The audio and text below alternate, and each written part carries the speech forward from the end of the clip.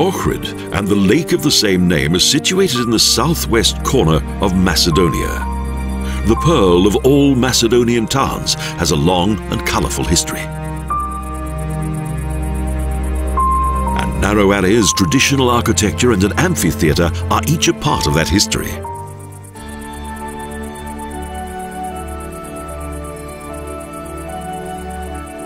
In the centre of the old town, Sveta Sofia was the cathedral of the bishop's seat in the 4th century. At that time, Ohrid was located on the Via Egnatia.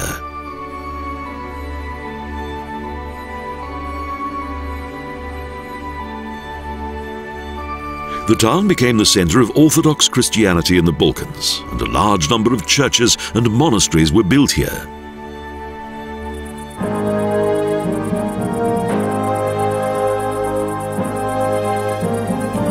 The Sveta Bogorodica Perivlepta Church is situated on a hill in the Old Town.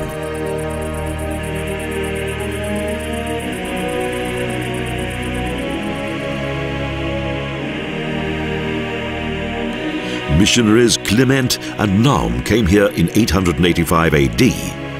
Kliment became Bishop of Ohrid and founded the first Slav academy.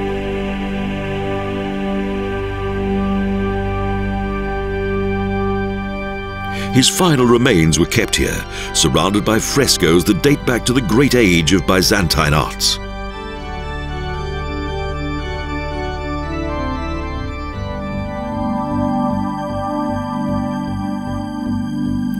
Next to the church is Ohrid's famous icon gallery that contains exhibits from the 11th to the 19th century, including the images of Saint Kliment and Saint Naum.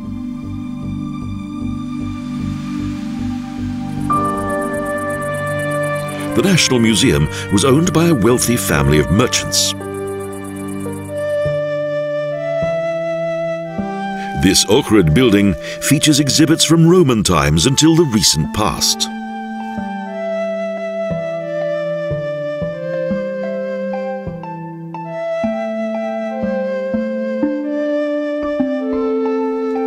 Antique coins, ceramics, jewellery, sculpture and wooden carvings.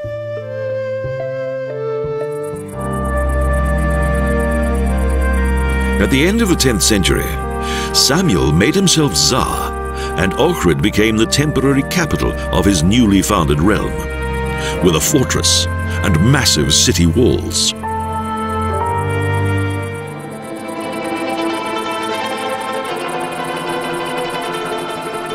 The Sveti Panteleimon Church was later destroyed by the invading Ottomans, but several works of art and the bones of Saint Clement managed to remain here.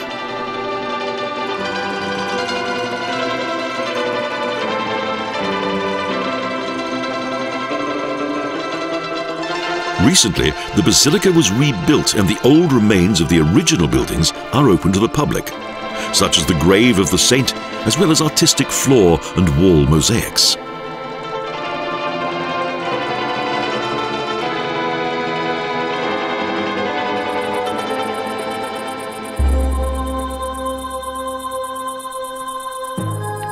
There are around 365 Orthodox churches in the area of Ohrid town and lake, one house of God for each day of the year.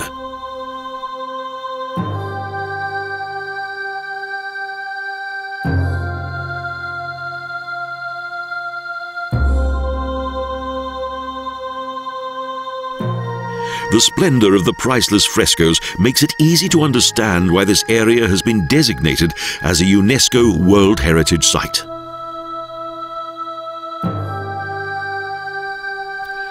This treasure trove of Byzantine art and architecture is the birthplace of Slav Christianity.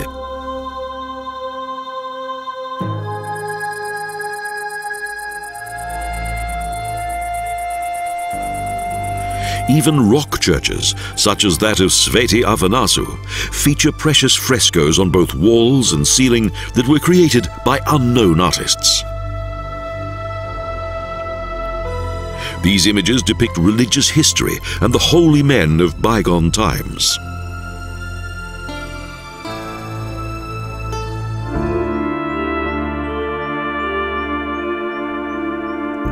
The many different frescoes and icons of the Archangel Michael are amongst the most valuable treasures of the church of the same name.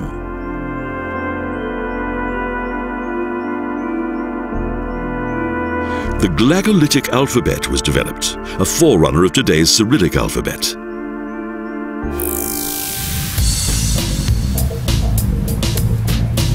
The crystal-clear Lake Ohrid is one of the oldest inland lakes on Earth.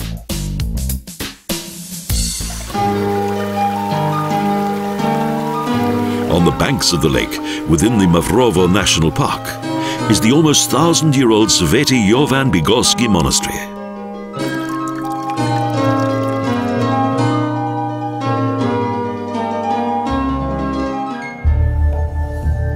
It's a highlight of Macedonian monastic culture with colourful frescoes whose abundant style features the Byzantine painting tradition of the Middle Ages.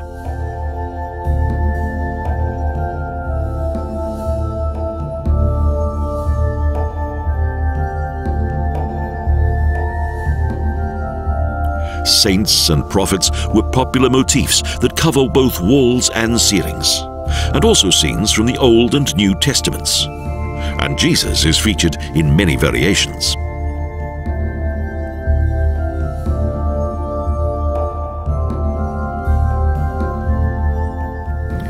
Located amid unspoiled landscape, Lake Ohrid is almost 300 meters deep at its deepest point. The spire of the Sveti Nikolai emerges as if out of the water, and above there's a rainbow. The Sveti Erasmus Church is dedicated to Christian missionary Erasmus of Antioch, who worked here at the end of the 3rd century. A cave church and wall paintings are examples of an early Christian Ohrid. The banks of the lake were settled here in ancient times, and the almost untouched surroundings are a wonderful sight.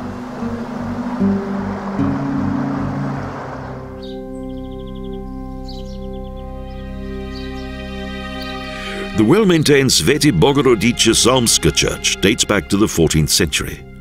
It nestles on a steep mountain slope. Kaiser Grigor had it built for Gregorius von Tivol, one of the most influential men of that time. This natural, wild landscape made it possible for the monks to lead a Christian life, isolated from the outside world.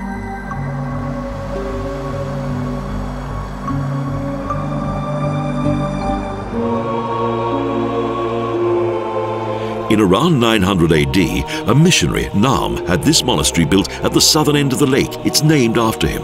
He's also a teacher and healer.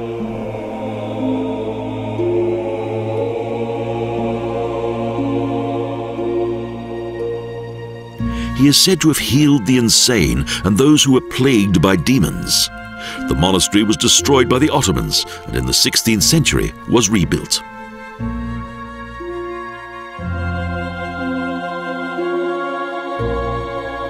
About 100 years later, the first richly decorated icon was created, and in around 1800 AD followed the first frescoes.